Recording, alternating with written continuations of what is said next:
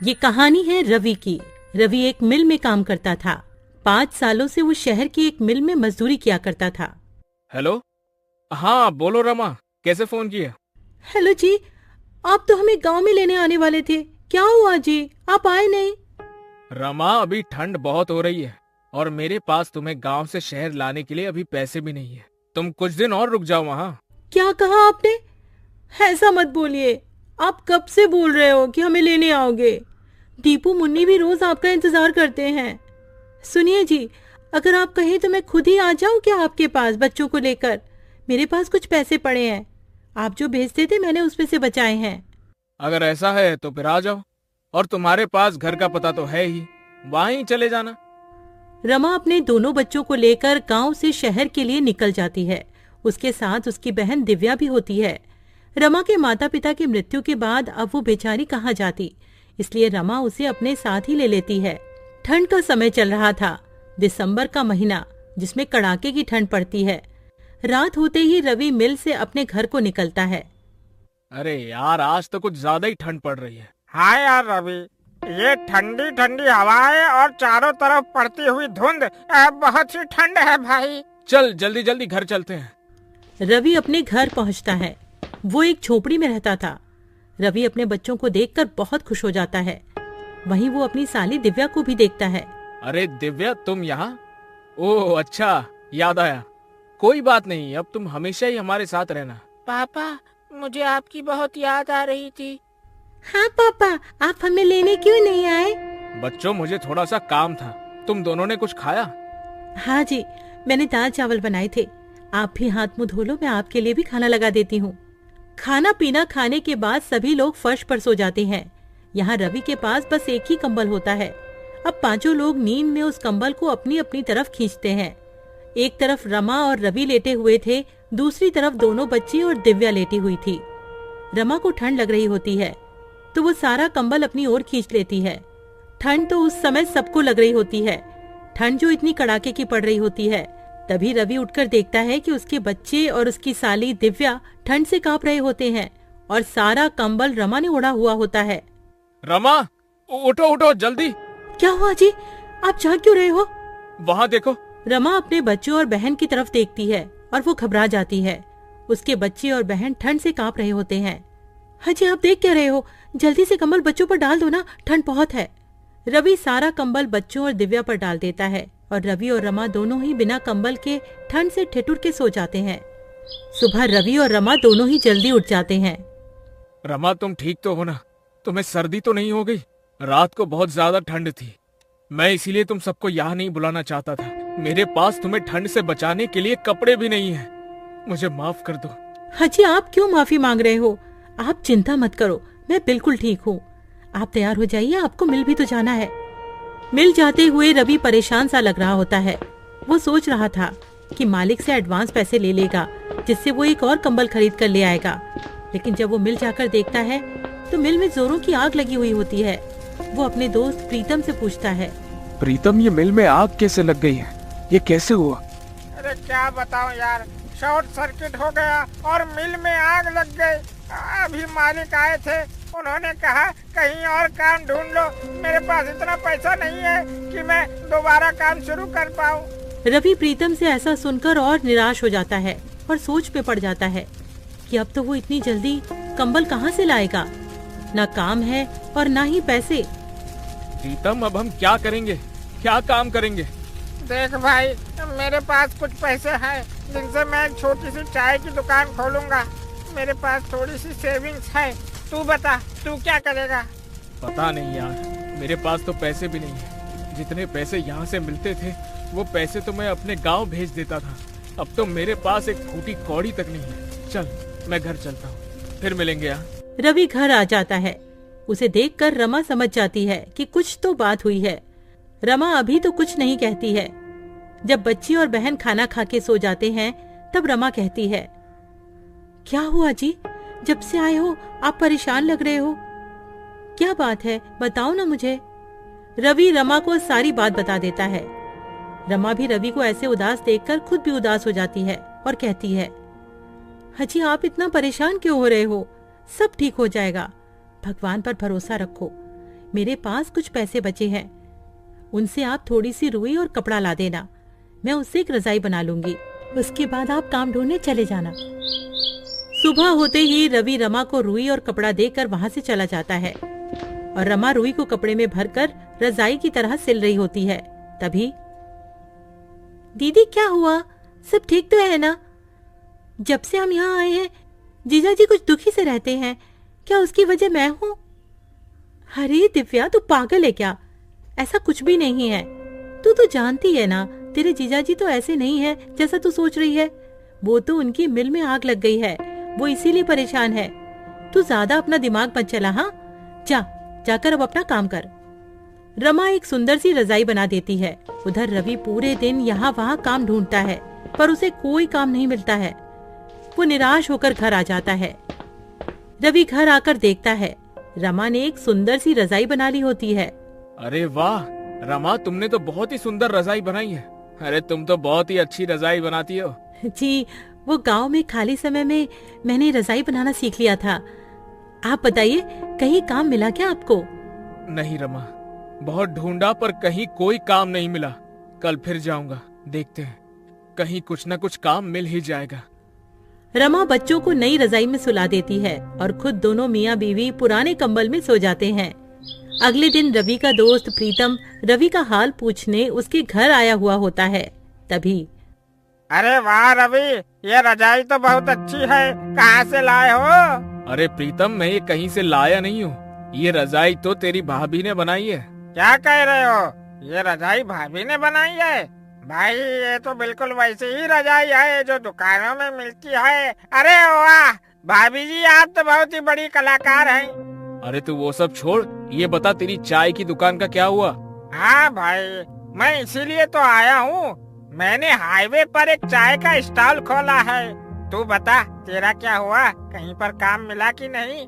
नहीं भाई, अभी तो मुझे कहीं भी कोई काम नहीं मिला। मिल जाएगा, वैसे भी मैं ढूंढ तो रहा ही हूँ।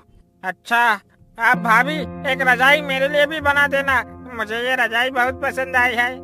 जी भाई साहब, मैं आपके लिए भी एक ऐसी ही रजाई बना दूंगी, आप ले जाना। अच्छा रवि, तुम एक काम क्यों नहीं करते हो? क्यों ना तुम रजाई बेचना शुरू कर दो। भाभी जी बहुत अच्छी रजाई बनाती है, लोग खूब खरीदेंगे ऐसी रजाई। तुम बोल तो ठीक ही रही हो, अभी तो मेरे पास कोई और काम नहीं है और ठंड भी बहुत पड़ रही है।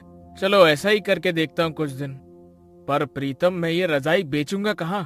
हाईवे पर मेरे चाय के स्टॉल के पास तुम भी रजाई बेच सकते हो। पर प्रीतम, एक और दिक्कत है, मेरे पास पैसे भी नहीं है सामान लाने के लिए।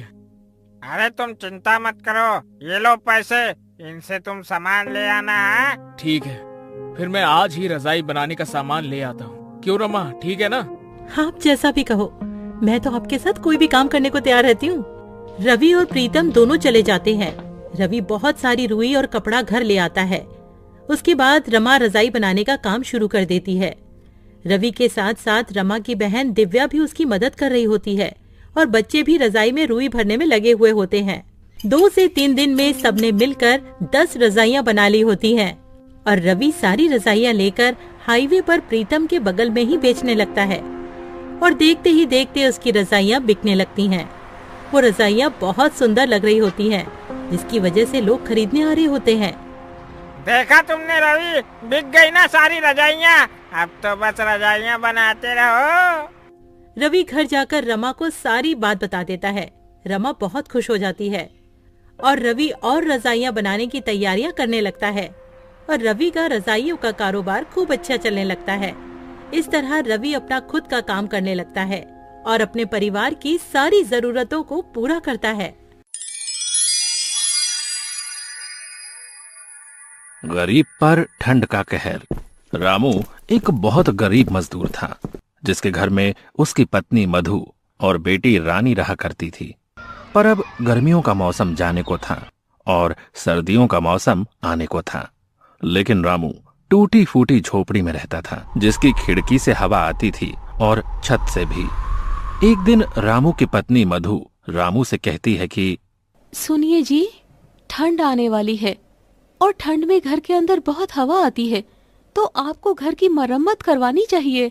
और रामू उसे कहता है कि मैं कल जाकर अपने मालिक से कुछ पैसे उधार ले आऊंगा ताकि हम अपने घर की मरम्मत करवा सके। यूं ही एक दिन बीत जाता है और अगली सुबह रामू अपनी मजदूरी के काम पर जाता है और वो जिसके पास काम कर रहा था उस मालिक से कहता है कि साहब जी, अगले महीने से ठंड आ रही है और मेरे घर की छत टूटी हुई है जिससे कि घर में हवा आती है, और अगर मैंने जल्दी उसे ठीक नहीं करवाया ना तो ठंड में बहुत दिक्कत हो जाएगी।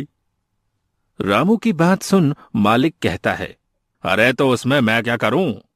रामू कहता है, मालिक आप थोड़े पैसे उधार दे देते तो मैं अपने घर की मरम्मत करवा लेता। मालिक कहता है कि अरे अभी तो तूने उतना काम भी नहीं किया है जो मैं तुझे उधार दे सकूं, अभी मेरे पास पैसे नहीं है। रामू कहता है, मालिक ऐसा मत करो, आप मुझे कुछ पैसे उधार दे दो, मेरी एक छोटी बच्ची है, मैं और मेरी पत्नी तो ठंड सह लेंगे पर मेरी बेटी नहीं सह पाएगी। रामू की लाख मिन्नतें करने पर भी उसे पैसे नहीं देता है और बेचारा रामू उदास शाम को घर लौट आता है। रामू के घर आते ही उसकी पत्नी मधु उससे पूछती है कि क्या आप मालिक से पैसे लाए? तो रामू उसे बताता है कि मालिक ने पैसे देने से मना कर दिया है। जिसके बाद मधु भी अब परेशान हो जाती है। दोनों ही इस बात को लेकर काफी परेशान हो गए थे कि अब सर्दियों में उनका गुजारा कैसे होगा। अब रामू मधु से कहता है कि अभी ठंड आने में पूरा 1 महीना बाकी है, तो मैं अगले महीने की 1 तारीख को अपने मालिक से पैसे के लिए बोलूंगा और तब शायद मालिक मना न करे। और ये सुन मधु कहती है कि हाँ, ये सही रहेगा। यूं ही रामू को मजदूरी करते हुए 1 महीना और बीत जाता है और जब रामू अपने मालिक से कहता है, मालिक अब तो पूरा 1 महीना हो गया है और थोड़ी थोड़ी ठंड भी होने लगी है, अरे अब तो आप मुझे मेरी मजदूरी के पैसे दे दो ताकि मैं उन पैसों से अपने घर की मरम्मत करवा लूं। रामू के इस बार पैसा मांगने पर भी मालिक फिर से कोई नया बहाना कर देता है और कहता है कि अभी मेरे पास सिर्फ ये 500 रुपए हैं, इससे ज्यादा नहीं है। 500 रुपए देखकर रामू कहता है कि मालिक मैंने तो इस महीने एक भी छुट्टी नहीं की, उस हिसाब से तो मेरे ज्यादा पैसे बनते हैं। लेकिन मालिक उसे अपनी बातों में फंसा देता है और रामू के ज्यादा बहस करने पर उसे काम से धक्के मारकर निकाल देता है। रामू कम पैसे मिलने और काम से निकाले जाने के बाद बहुत परेशान हो जाता है। उसे समझ नहीं आता कि आगे वो क्या करे। यूं ही सोचते सोचते वो अपने घर पहुंच जाता है, जिसे यूं निराश देख मधु कहती है, क्या हुआ, आप पैसे नहीं लाए क्या? रामू मधु को बताता है कि अरे इस बार भी मालिक ने पूरे पैसे नहीं दिए और तो और मुझे काम से भी निकाल दिया है। ये बात सुनकर मधु चिंता में पड़ जाती है और कहती है कि अब घर कैसे चलेगा और ठंड में हमारा क्या होगा? रामू कहता है, तुम चिंता मत करो, मैं कहीं काम ढूंढता हूँ। इतना कहकर वो उन पैसों से घर में राशन भरवाता है और अब उसके पास पैसे खत्म हो गए थे। कुछ दिनों तक रामू यहाँ वहाँ काम की तलाश में भटकता है पर उसे कहीं काम नहीं मिलता। वहीं दूसरी ओर अब ठंड भी धीरे धीरे बढ़ने लगी थी और रात के समय रामू के घर में ठंडी हवा खिड़की और छत से आनी शुरू हो गई थी। ठंडी हवा की वजह से अब रामू, उसकी पत्नी और उसकी बेटी पूरी रात ठंड में कांपते रहे। उनके पास एक ही कंबल था, अब उसमें भी ठंड नहीं रुकती थी। एक रात बहुत ठंड पड़ रही थी और तेज ठंडी हवाएं चल रही थी, जिसकी वजह से रामू की बेटी रानी को तेज बुखार हो जाता है और मधु रामू से कहती है, देखिए जी, रानी को बहुत तेज बुखार हो रहा है, वो पूरी तरह तप रही है। रामू कहता है कि अरे मेरे पास तो 1 पैसा तक नहीं है, हम रानी को डॉक्टर के पास कैसे लेकर जाएंगे? मधु कहती है, कुछ तो करना होगा वरना रानी की तबीयत रात में और बिगड़ जाएगी। देखिए ना, कुछ तो कीजिए। वो रोने लगती है। दूसरी ओर रानी ठंड से कांप रही थी। रामू को कुछ समझ नहीं आ रहा था कि अब वो क्या करे। अब रामू रानी को अपनी गोद में उठाता है और हॉस्पिटल की ओर निकल जाता है। मधु भी उसके पीछे पीछे चल पड़ती है। बहुत दूर तक पैदल चलते चलते दोनों थक जाते हैं और रामू रानी को लेकर एक पेड़ के पास बैठ जाता है और रोने लगता है।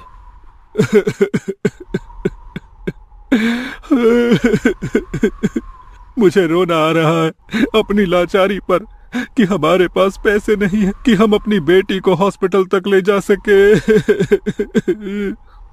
रानी के दिल की धड़कनें अब तेज हो रही थी और फिर से रामू उठता है और अपनी बेटी को लेकर हॉस्पिटल की ओर चल देता है। कुछ घंटों चलने के बाद वो मधु के साथ रानी को लेकर हॉस्पिटल पहुंच जाता है। लेकिन अफसोस, उसके पास पैसे ना होने पर डॉक्टर रानी का इलाज करने से इनकार कर देते हैं और रामू, मधु और रानी को अस्पताल से बाहर कर देते हैं। अस्पताल की सीढ़ी पर रामू अपनी बेटी को गोद में लिए बैठा रो रहा था और दूसरी ओर ठंड धीरे धीरे बढ़ती जा रही थी। ज्यादा ठंड होने की वजह से अब तीनों ही बुखार से जूझ रहे थे और तीनों ही हॉस्पिटल की सीढ़ी पर बेहोश हो जाते हैं। अगली सुबह जब रामू की आंख खुलती है तो वो खुद को हॉस्पिटल के अंदर बेड पर पाता है। ये देख रामू के मन में बहुत से सवाल आते हैं। अरे, मैं अंदर कैसे आया?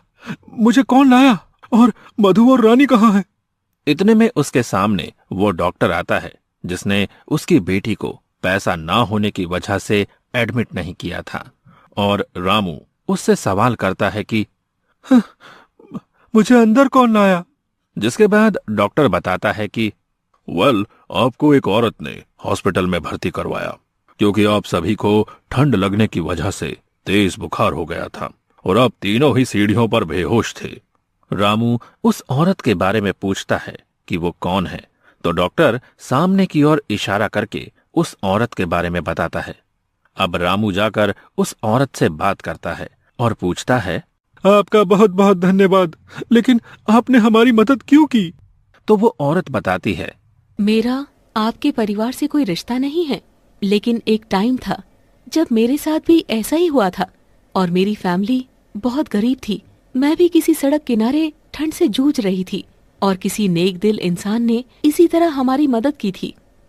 तब से आज तक वो औरत गरीबों की मदद करती है। ये सुनकर रामू उसे धन्यवाद कहता है और फिर रामू अपनी बेटी से मिलता है और अपनी पत्नी से भी। अब रामू से वो औरत पूछती है कि आखिर आपके साथ ऐसा क्या हुआ था जो सब इतनी देर रात तक हॉस्पिटल के बाहर बैठे थे? तो रामू उसे सारी बात बताता है, जिसके बाद वो औरत रामू और उसके परिवार की मदद करती है और रामू का घर भी बिल्कुल ठीक करवा देती है। अब रामू को गरीबी और ठंड दोनों से छुटकारा मिल जाता है।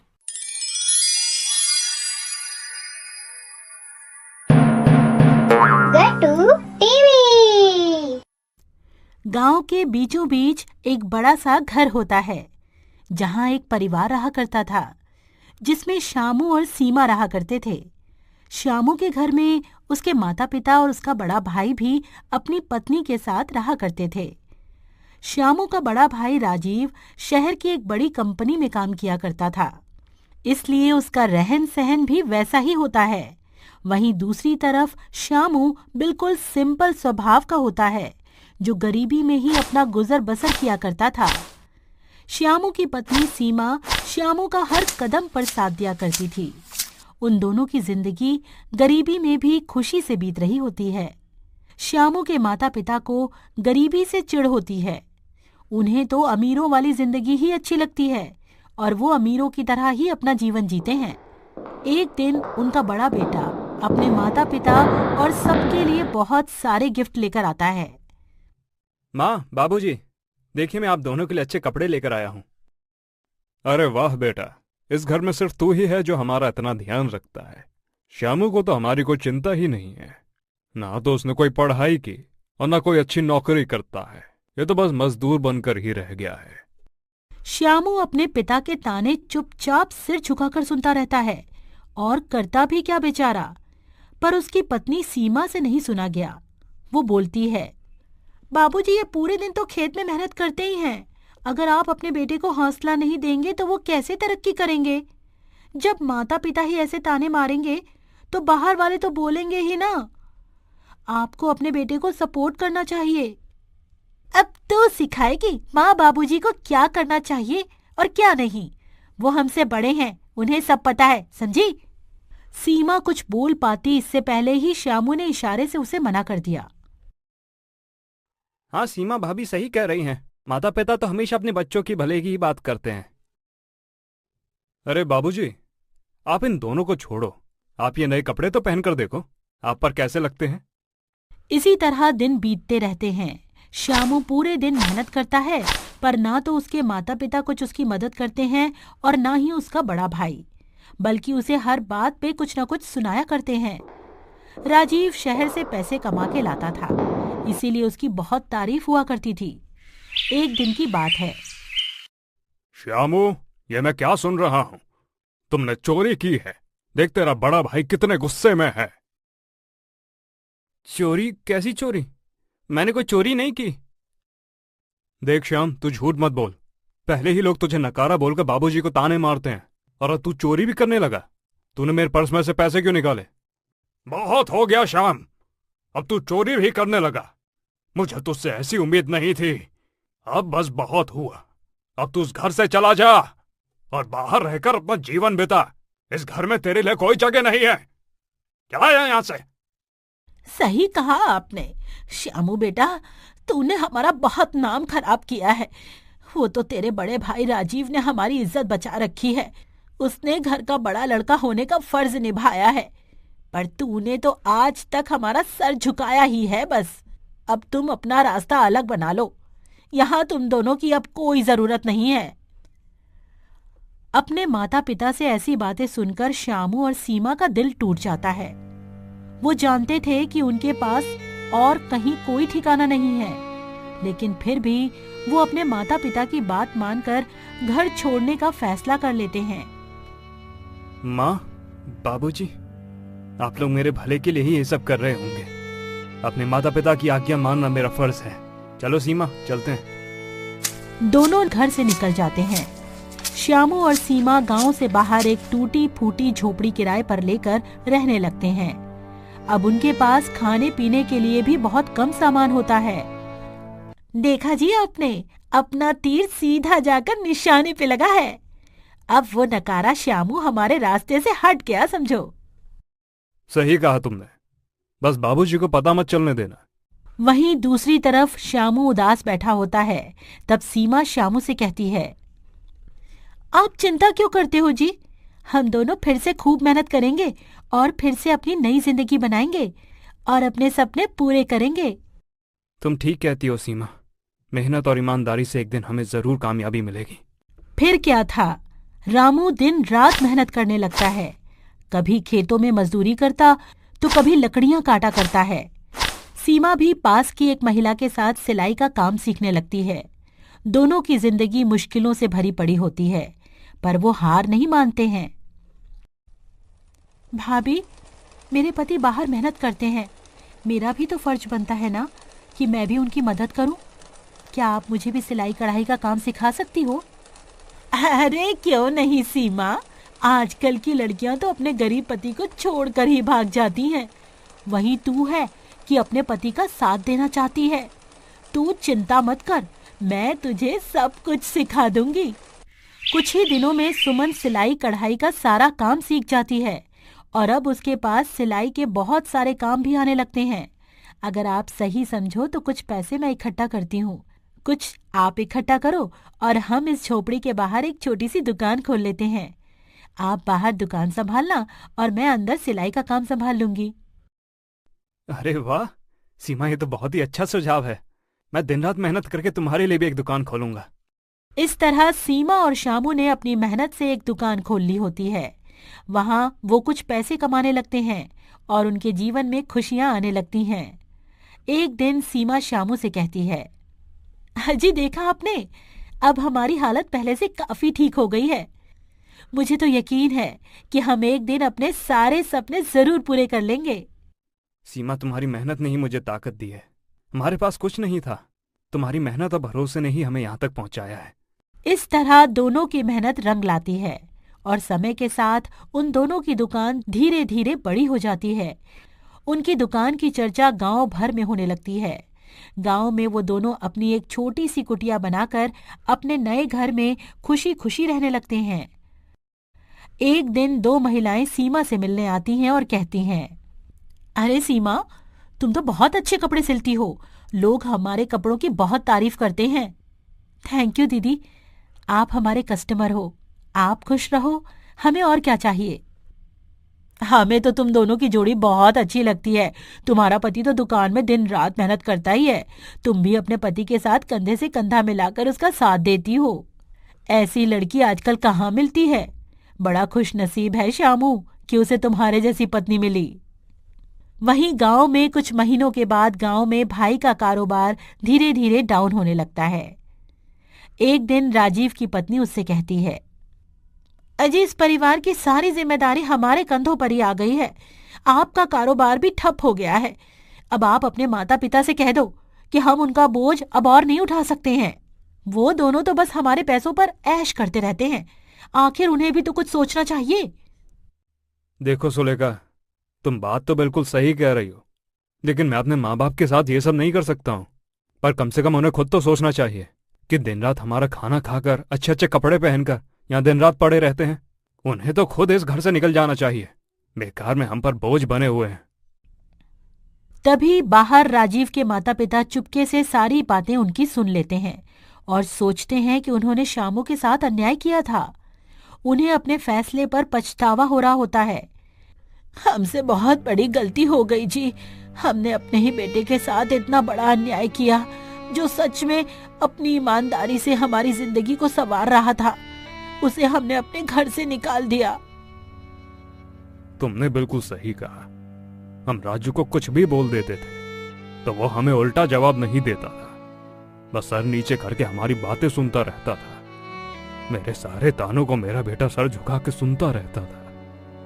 पर राजीव और उसकी बहू हमारे बारे में कितना बुरा सोचते हैं। हमने तो ये कभी सपने में भी नहीं सोचा था कि ये दोनों हमारे बारे में इतना बुरा सोचते होंगे। चलो श्यामू और छोटी बहू से माफी मांग लेते हैं। उम्मीद है कि वो हमें माफ कर देंगे। उसी दिन श्यामू के माता पिता श्यामू के नए घर पर आ जाते हैं। बेटा, हमें माफ कर दे। हमने तुम्हारे साथ बहुत बुरा किया।